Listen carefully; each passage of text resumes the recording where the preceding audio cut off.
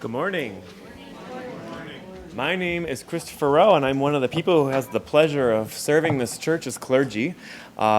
The summer services still are so weird to me because I'm only here about once a month in the summer, which in one way is a gift, and on another, by the time it's time for me to be back, I'm always excited and eager. So I just love these services. I get to serve around all kinds of great people. So my colleague Marilyn is with us this morning, and we've got Bruce and Becca Ling and Jim Ayres and Carol coordinating with us. And so it just always feels like a good, feel-good kind of morning and church.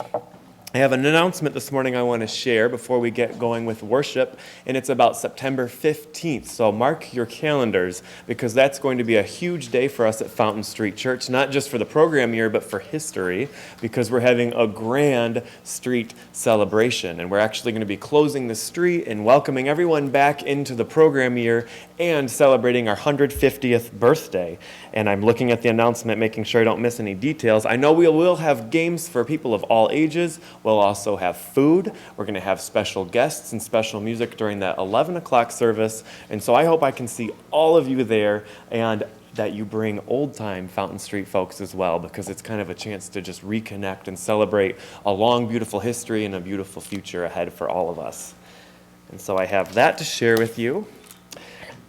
And without any further ado, will you take a breath, remind yourself you have nowhere else to be but here right now, and prepare your hearts for worship.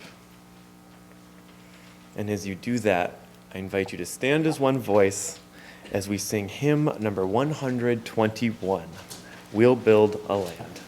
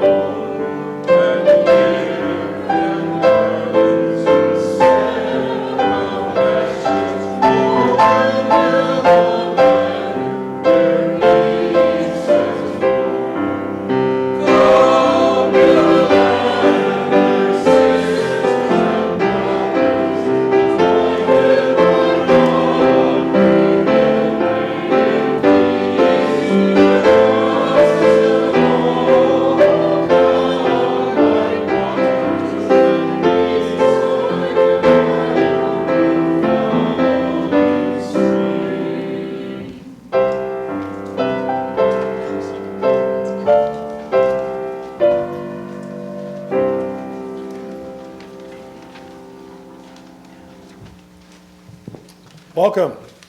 It's so great to see you here today. My name is Jim Ayres, and my wife Nancy and I are honored to be participating in the service today.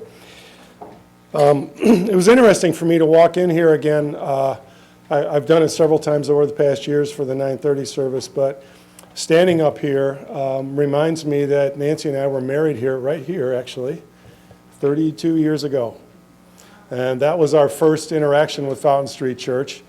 My daughter Bethany is actually here today, and I hope she doesn't repeat what happened then, because she was about 2 years old at the time, and she threw a massive tantrum during the wedding. So hopefully that's not going to happen today. Although she has her 1-year-old here today, so it might be a repeat. Over the years, as Nancy and I moved and raised our family, We have participated with Fountain Straight Church, coming, going, and now that we live downtown, we're regular members here and are big believers in the church, and we're very happy that you are too.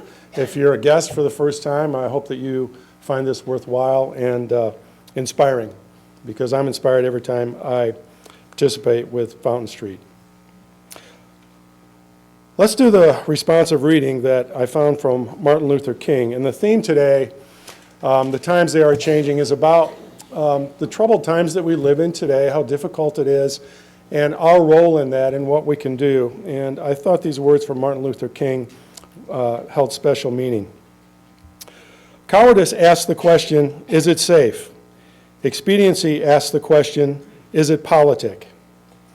Vanity asks the question, is it popular? But conscience asks the question, is it right? And there comes a time when one must take a position that is neither safe, nor politic, nor popular. But one must take it because it is right. You see. Come gather round people wherever you roam, and admit that the waters around you have grown, and accept that it soon you'll be drenched to the bone. It's your time to do is worth saving, and you better start swimming or you'll sink like a stone, for the times they are a-changin'. Come writers and critics who prophesize with your pen, and keep your eyes wide, the chance won't come again. And don't speak too soon, for the wheel's still in spin, and there's no telling who that is naming. For the loser now will be later to win, for the times they are a-changin'. Come senators, congressmen, please heed the call. Don't stand in the doorway, don't block up the hall, for he that gets hurt will be he that has stalled. There's a battle outside and it's raging. It will soon shake your windows and rattle your walls, for the times they are a-changin'. Come mothers and fathers throughout the land, and don't criticize what you can't understand. Your sons and your daughters are beyond your command. Your old road is rapidly aging. Please get out of the new one if you can't lend your hand, for the times they are a-changin'. The line it is drawn, the curse it is cast. The slow one now will be later and fast, as the present now will later be past. The order is rapidly fading, and the first one now will be later than last, for the times they are a-changin'.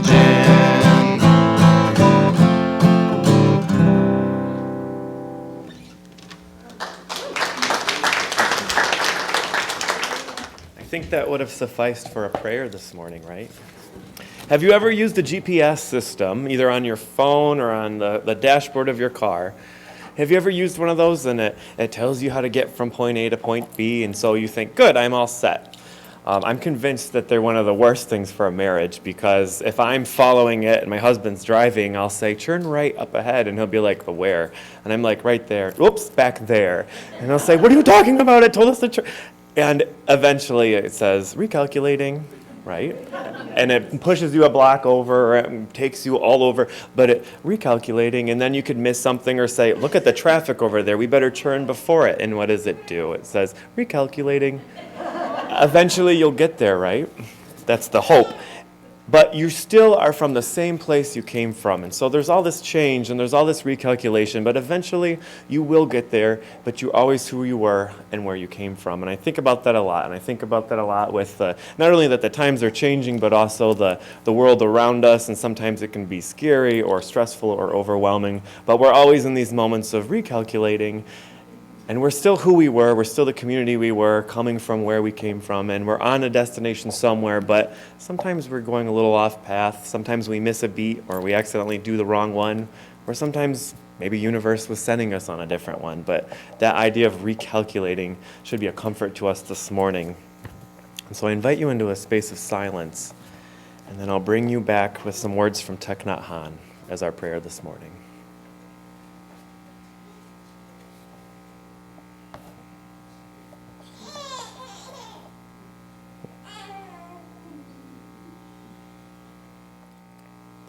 I invite you to keep your eyes closed, but hear these words. Let us be at peace with our bodies and our minds. Let us return to ourselves and to become holy ourselves. Let us be aware of the source of being common to all of us and to all living things. Let us pray that we ourselves cease to be the cause of suffering to each other. With humility, with awareness of the existence of life, and of all the sufferings that are around us. Let us practice the establishment of peace in our hearts and in our minds, in our homes, in our communities, and on earth. Amen. So every Sunday we come to this part where we collect our gifts. And we have a tradition here at Fountain Street Church of collecting them and putting them back into the world. And we do that by collecting and splitting the offering in half. And half of it just goes unobjectively back into the world through the form of social action grants and nonprofits and ministries and organizations we support.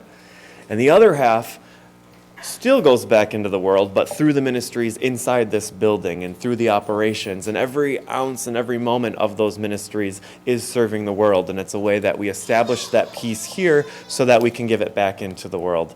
And so as we do that, I invite you to think about the ways in which those 50-50 contributions are a gift not only to this community, but also this broader community outside of these walls.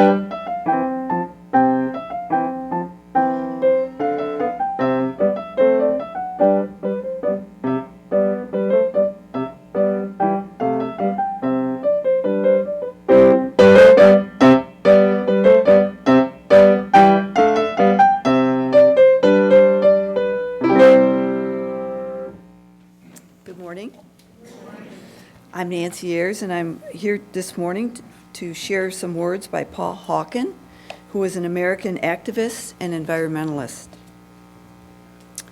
When asked if I am a pessimist or optimist about the future, my answer is always the same. If you look at the science about what is happening on Earth and aren't pessimistic, you don't understand data. But if you meet the people who are working to restore this earth and the lives of the poor, and you aren't optimistic, you haven't got a pulse. What I see everywhere in the world are ordinary people willing to confront despair, power, and incalculable odds in order to restore some semblance of grace, justice, and beauty to this world. As again, this is a chestnut from our protest days in my high school days. Join in. How many roads must a man walk down before you can call him a man? How many seas must a white dove sail before she sleeps in the sand? Yes, and how many times must the cannonballs fly before they're forever banned? The answer, my friend, is blowing in the wind. The answer is blowing in the wind. Yes, and how many years can a mountain exist before it's washed to the sea? Yes, and how many years can some people exist before they're allowed to be free? Yes, and how many times can a man turn his head and pretend that he just doesn't see? The answer, my friend, is blowing in the wind. The answer is blowing in the wind. Yes, and how many times must a man look up before he can see the sky? Yes, and how many years must one man have before he can hear people cry? Yes, and how many deaths will it take till he knows that too many people have died? The answer, my friend, is blowing in the wind. The answer is blowing in the wind.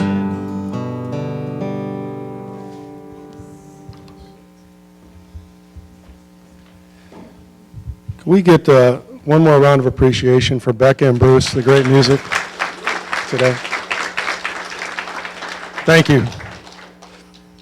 That music was chosen for a reason, because as I think about where we're at today and the challenges that we face in our lives every day, it reminds me of the turbulence and divisiveness of the 60s, and I experienced that as a young man. And actually, if I think about the history of our country and pivotal turning points where we had incredible divisiveness and came out better on the other end of it, I think about the mid-1800s with the divisiveness and anger and hate and even war over slavery and civil rights. I think about the 50s and 60s and the same thing, the divisiveness that we had and how turbulent the times were over civil rights and the Vietnam War. And today, our world feels kind of the same way to me. And I think that's kind of the environment that we are in today. We think about things that are going on. It feels like there's a resurgence of racism, of global isolationism. people being prejudiced against those from other countries, and this is a global phenomenon right now. Incredible violence from January 1st through July 31st. In the United States, we had 248 mass shootings through July 31st, 979 people killed or wounded.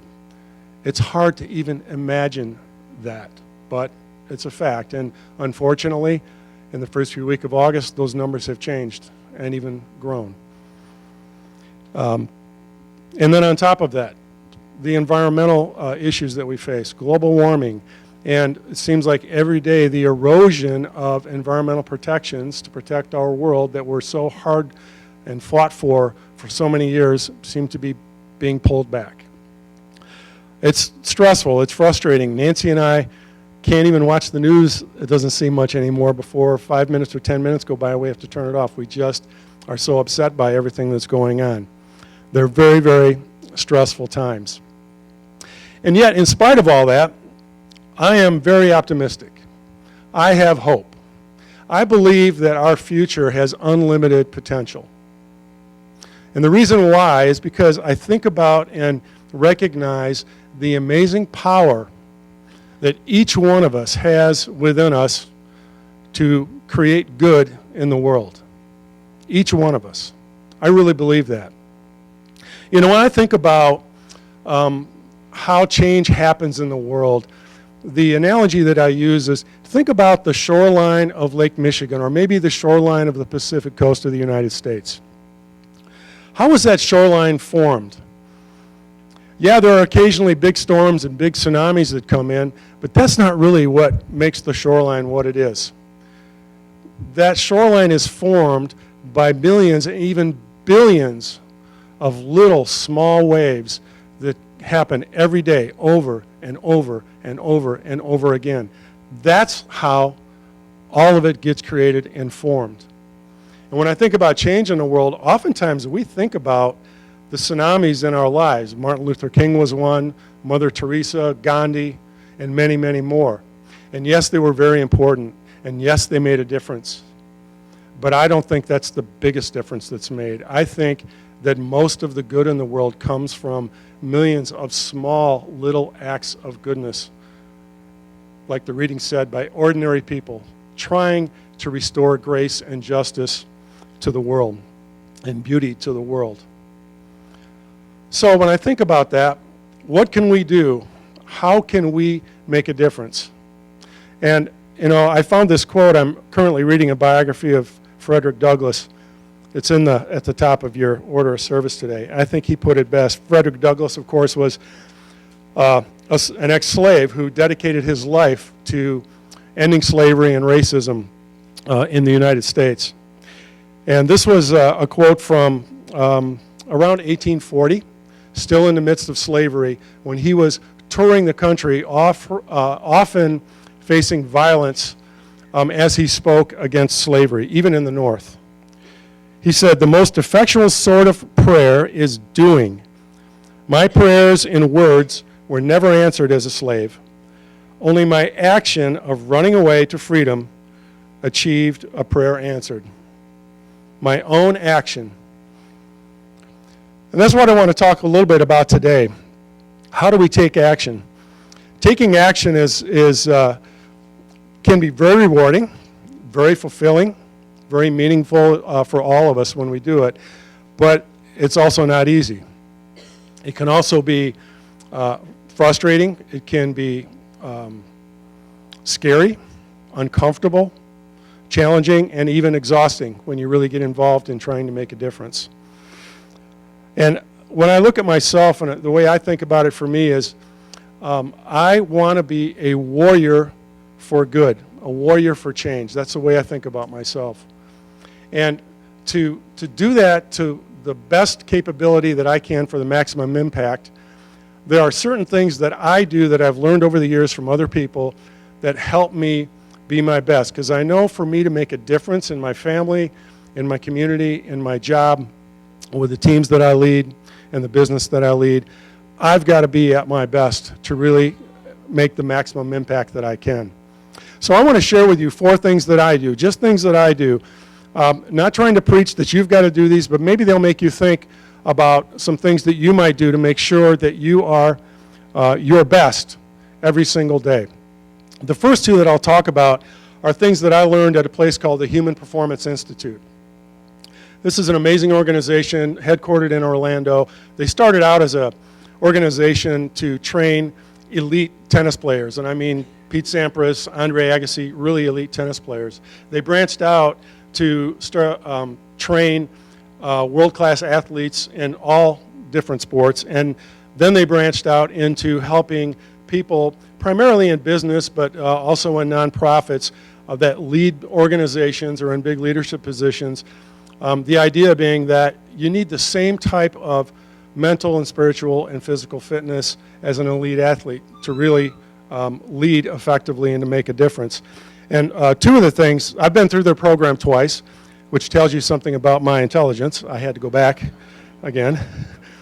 And I've taken teams there as well. But the first two things came from some of the things I learned there. The first one is a simple concept which really struck me. And the concept is manage your energy, not your time. That was a big one for me because I was brought up with Franklin planners and organizing my time and really paying attention to that. What I learned there was that time is really not very important. It's finite. Time without energy is worthless.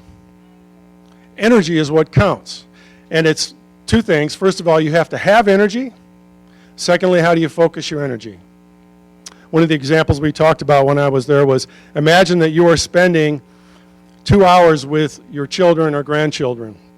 And what if you either have very low energy, you're not really engaged, or you have energy, but while you're with them, you're investing in someplace else. Maybe you're looking at your email. Maybe you're texting. Maybe you're going through the motion and your mind is someplace else. You're thinking about something else. Is that valuable to your kids or your grandkids? Contrast that to, what if you only spent a half an hour with your kids or your grandchildren, but you were high energy, positive energy, fully invested with them every single moment that you're with them? What would that experience be like for them and for you? That's what we mean when we say manage your energy, not your time. And, the training that I got there was like, this is really very simple, objective stuff. This is not some academic concept.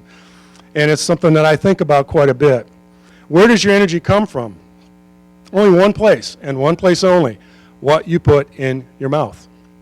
That sounds simple and obvious, but a lot of us don't think about that. If you want maximum energy, it boils down to the nutrition you have, what you eat, when you eat it, and how you eat. And I struggle with that every day. I have Nancy to help me out with that because she's a lot more disciplined than I am, but I think about it a lot, that I have to eat right and have the right nutrition to have energy. And then to focus my energy in the right place. I'm constantly thinking about how much energy do I have to give and what do I want to give it to. And in fact, today, if somebody asks me to do something, I virtually never say I don't have the time. I might say I don't have the energy, but I don't say I don't have the time. And one of the things that I've discovered since I've been doing this concept for the past 5 or 6 years is that I've surprised myself with how I can find energy for things that I'm passionate about. And so I'm involved in much more than I used to be because I think about it that way. So manage energy, not time. That's one of my big habits that I do. Second one that I learned at the Human Performance Institute is to be mission focused. Again, if I think about myself as a warrior for good or change in the community around me, what's my mission? And they actually have a program where they teach you to do, when you're there, you do a lot of introspection about your life and where you're at, and you actually do a 3-month mission that you try to accomplish when you leave there. I love the concept so much that I actually boiled it down to every single day. I start every single day writing my mission for today. And that's been really, really helpful for me to keep me focused. I look at it periodically through the day. Sometimes it is about something that I want to accomplish today. Sometimes it's just how I want to behave today.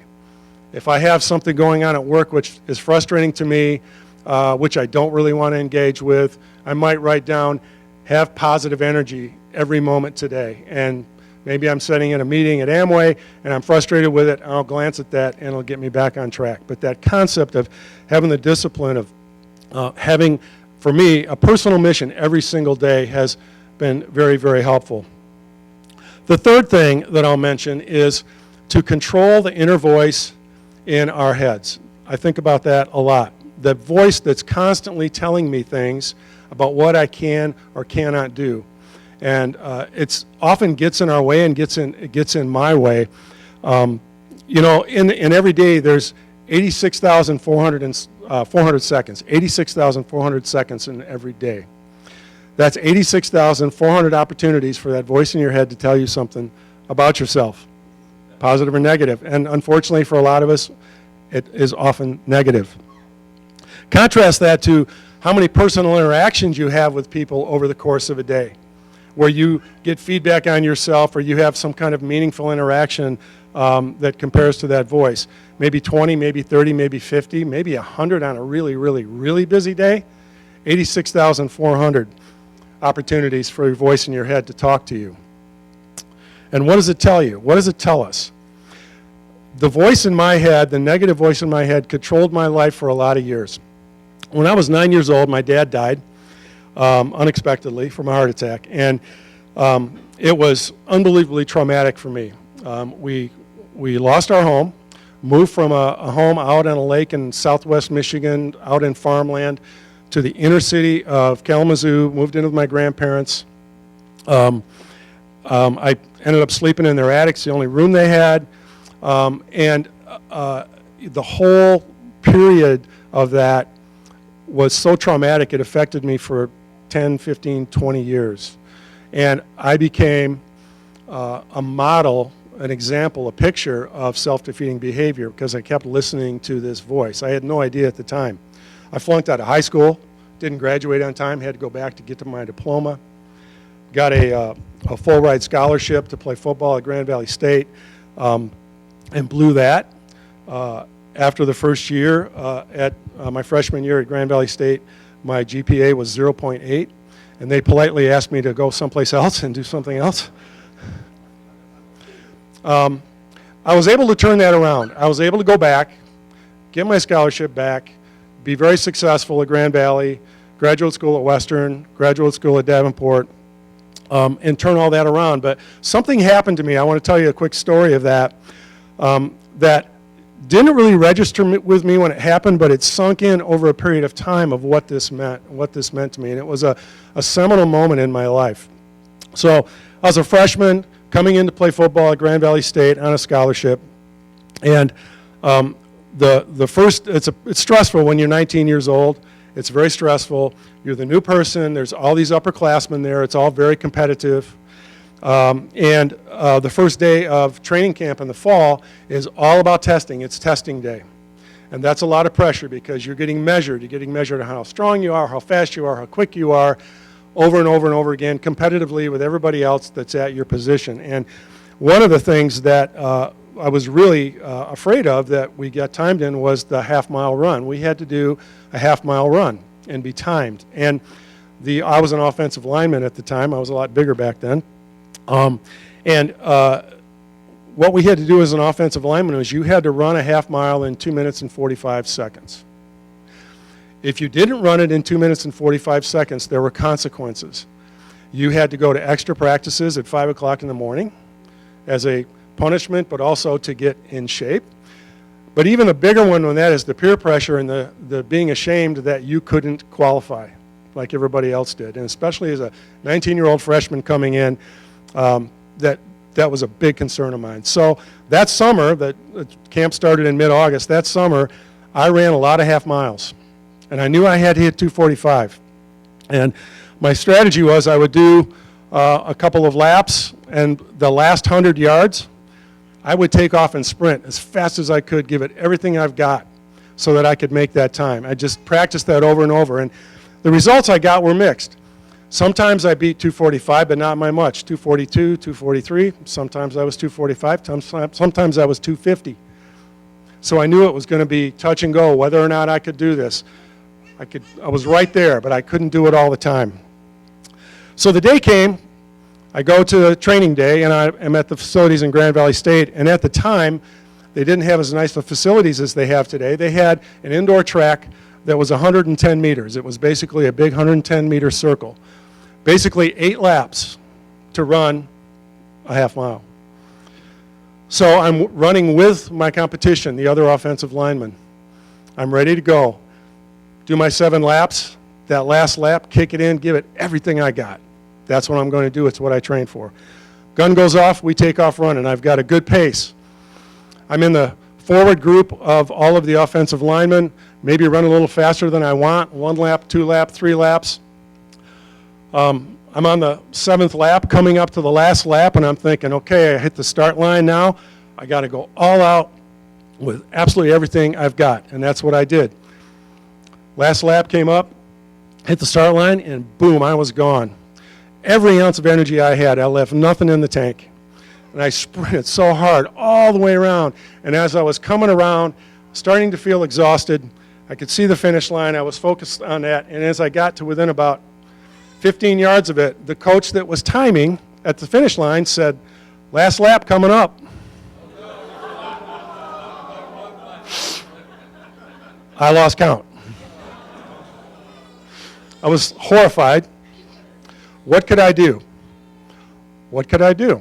Couldn't quit. I had one choice. I kept going. I didn't slow down. I just kept sprinting. Right? Totally exhausted, just kept going. Came around that lap, 2 minutes, 31 seconds. Just like that. 2 minutes, 31 seconds. Thank you. I was exhausted. I had nothing in the tank, but I did it. How come I was able to do that? And I didn't really realize this at the time, but I realized it a period later when I thought back on that experience. Why was it that I was always right around 245? It's because the voice in my head was telling me, you got to do 245. That's what you're going to do. And what did I train for? 245.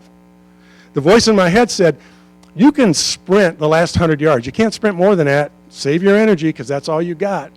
So that's all I did. That's all I ever trained for, is that last sprint. When I came around, and the coach said 1 more lap to go, that blew up the paradigm that this voice had been telling me. Gone. I got no choice. Now I got a new paradigm I have to do. I can do it. And by forcibly rejecting the advice of that voice in my head, that negative limiting voice in my head, I had to go farther than I've gone before, and in doing so, I came closer to reaching my full potential than I ever had before. So that was a big lesson for me. And today that voice is still there, and oftentimes it's negative. But my goal is recognize when the voice is there, and either tune it out if it's negative, or maybe start changing it to where it's positive. Instead of saying you can't, you can. Instead of saying don't, do. And I'm a big believer in habits in life. It works for me. I think most of what I do is around habits. I try to make a habit of that, so I'll just tell you one quick thing that I do. If you're ever downtown during our prize these days, Renaissance Towers, you may see people rappelling off of that big building, right, from the top of it. So I do that. We do that for Easter Seals, and I helped Easter Seals bring that to Grand Rapids, actually, for fundraising. I've done that 6 times now. Number 7 is coming up in a few weeks at Bridgewater Place. So 35 stories up. You go over the edge, and you rappel down the building. It's for a great cause. It's me demonstrating leadership to the people that I lead at Amway. But one of the main reasons I like doing that is that's a great habit-forming thing for me to turn that voice off, because I will tell you, I've done 6 of these now, 7 coming up. It doesn't make any difference. If I'm 35 stories up and I'm on the roof, and I look over, my stomach goes, whew.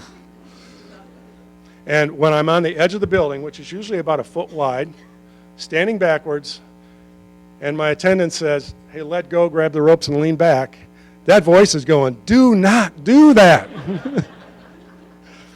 It's a habit that I can turn that off. I go over anyways. Doesn't mean it's not there. Doesn't mean I'm not scared. Doesn't mean my stomach isn't churning. But I just take the step. And for me, that's a big lesson for me that I try to keep and use every day. Even in my career, I counsel people, younger people that I meet with a lot, that what I try to do, I try to make it a habit, that when I'm faced with an opportunity that makes my stomach turn, that scares the heck out of me, my human nature is to step back from it. I try to make it a habit to step towards those opportunities, even though there's a lot of things in me saying don't do it. And I will tell you that every time that I've done that, it's been for the good. It's paid off for me. I'm still afraid of those opportunities, but if I can make it a habit to step towards them, it always turns out to be a good thing. So control that voice in our heads. And then the last one is about persistence and determination. Persistence and determination. I can't accomplish anything without persistence and determination. And one of the habits that I have, I want to tell you about, I saw this, there was a motivational entrepreneur speaker that I saw 6 years ago on stage, and he talked about this concept called the power of 5. And it really, really struck me. I started doing it the next day, and I've done it every single day since. The power of 5. About how you can accomplish big goals through persistence and determination. So here's the idea. Envision that you are in the forest in the Northwest, a big redwood forest. And you're in front of a redwood tree that is 20, 25 feet across, 300 feet high, big giant tree. And your goal or your objective is to chop that tree down. And all you've got is an axe. Imagine that. Most people would look at that tree and look at that axe and go, there's no way that I can do this. They wouldn't even start trying. Well, here's what this concept is, and I know it's almost idiotically simple, but I think it's so powerful, at least it is for me. The power of 5 says, okay, pick up the axe, hit the tree 5 times. Just hit it 5 times with the axe. Put the axe down, go about your day. You don't have to change your life. Just do it five times and go about your day. But come back the next day. Pick the axe up, hit the tree 5 times, put it down, go about your day. Do it the next day, and the next day, and the next day, and the next day, every day. You keep doing that every day, just 5 times. I will guarantee you that tree will fall over eventually. Just 5 times a day. So the concept is, whatever it is that any of us wants to achieve, what's your goal? Your big goal that you just can't get started with because it's too big. What are 5 things you can do every single day? They don't have to be big, huge things. 5 things you could do every day to help advance yourself to that goal so that eventually you'll get there. That really resonated with me, and I've been doing it ever since, as I said, for 6 years now. And I actually write these things down. I write my mission down every day. I write my power of 5 down every day. So my big goal that I've been doing for 6 years is pretty simple. I want to be the best leader I can be in my family, in my career at Amway, and in my community. How can I be the best leader I can possibly be? I do 5 things every single day. I read every day because it keeps my mind sharp. I exercise every day because it keeps me physically fit. I'm fighting old age, as many of us are, and that helps me stay ahead of the game, and it helps me have energy. I learn something every single day, and this is important for me because it's sometimes if I get going too fast, I can forget to learn things. This keeps me in the habit of making sure I learn something new every single day, and at the end of the day or the beginning of the next day, I write down what did I learn yesterday, and it's got to be something different. 4th thing is I encourage somebody every single day. I think to be an effective leader, I have to make sure that I recognize the great work that other people are doing and encourage them to keep going. I think that's so powerful. It's powerful when people encourage me. Same thing I write down every day. Who did I encourage today and for what? And then the 5th thing is be thankful. I do a thankfulness exercise. I actually got this from the Human Performance Institute as well. Every single day I do a thankfulness exercise. I write down every morning something that I'm thankful for today. Usually something different. It might be as simple as the sunset that I saw driving into work this morning and how amazing that was. It might be something like my family and the great dinner we had the night before. But I try to make sure that I'm reminding myself how lucky I am and be thankful for what I have every single day. That's my power of 5. And it's just meant a lot to me and helped me out a lot. I hope that what I've talked about today you found helpful, at least interesting. I think that there's never been a more important time for us to all be committed to taking action. I encourage all of you to think about how you can be your best. I encourage all of you to think about being a warrior for good and change in the world. I think, as I said with the wave analogy, every single small little act of goodness or kindness makes a difference in the world. I firmly believe that. Little acts of kindness, and I encourage all of us to think that way. What little act of kindness or goodness can we do today? And I encourage you to be positive and have hope. I know there's a lot of negativity around today. It's easy to let that get to us. We need to stay positive. We need to stay hopeful. We need to stay action-oriented. I will tell you, our country and certainly our community needs you, needs the talents that you have. Each of us has an incredible power for change and good in the world. Each of us. I can't think of a better way to end than telling you a story that I saw in the news. You may have seen it too in the last couple of weeks. It's a story of Maury Bugart. Anybody see that story? Got a picture of Maury right here. I know you can't see it back there. Maury is 91 years old. He is terminally ill, bedridden, and he is currently in the Cambridge Manor Hospice Care Facility in Granville. So think about that. 91 years old, terminally ill, bedridden, in hospice. And even with that, today, Maury is finding a way for him to use his power to make a difference in the world. To date, he has knitted over 9,000 stocking caps for homeless in West Michigan. He does it every day. If you take a look at this picture, he's got all the yarn on his lap in his bed, right? He does it every single day. I've read this and I found that so incredibly inspiring. When I start feeling tired, I can't do it. This voice is telling me you're too tired. Think of Maury. Pretty amazing. And I hope that I can emulate what he's doing throughout my life. Thought it was interesting. Pretty simple way to end. When they asked Maury, why are you doing this? Why do you do this? He just said, just makes me feel good. Thank you. Thank you so much, Jim, for your words.